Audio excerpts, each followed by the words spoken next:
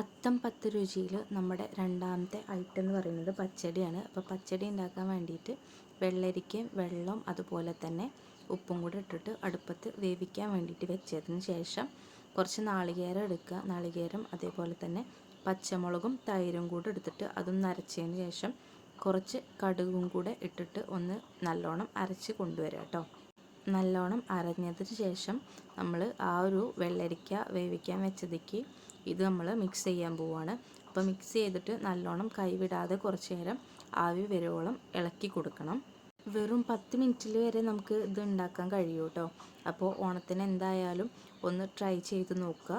ഇനി ഇതൊന്ന് മാറ്റി വെച്ചതിന് ശേഷം നമുക്ക് വറവിടാൻ നോക്കാം. വറവിടുന്നേക്ക് കുറച്ച് വെളിച്ചെണ്ണയും അതേപോലെ തന്നെ കടുകും ഉണക്കമുളകും പിന്നെ അതേപോലെ കറിവേപ്പിലും കൂടെ ഇട്ടിട്ടാണ് നമ്മൾ വറവിടുക.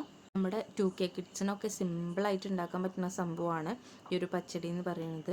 അധികം പണിയൊന്നുമില്ല, വലിയ നയിപ്പില്ലാത്തൊരു കറി ആണ്. അപ്പോൾ നമ്മുടെ ഈ ഒരു ഓണത്തിന് നമ്മുടെ 2K കിഡ്സിൻ്റെ വകയായിട്ട് നമുക്ക് വീട്ടിലിത് ഉണ്ടാക്കി കൊടുക്കാം കേട്ടോ. അപ്പോൾ എന്തായാലും ഒന്ന് ജസ്റ്റ് ഒന്ന് ട്രൈ ചെയ്ത് നോക്കണം. വളരെ സിമ്പിളായിട്ട് നമുക്ക് വീട്ടിൽ തന്നെ ചെയ്ത് എടുക്കാൻ പറ്റുന്ന ഒരു തൊടുകറിയാണ് നമ്മുടെ സദ്യയിലെ പച്ചടി എന്ന് പറയുന്നത്. എന്തായാലും ഒന്ന് ട്രൈ ചെയ്ത് നോക്കണം കേട്ടോ.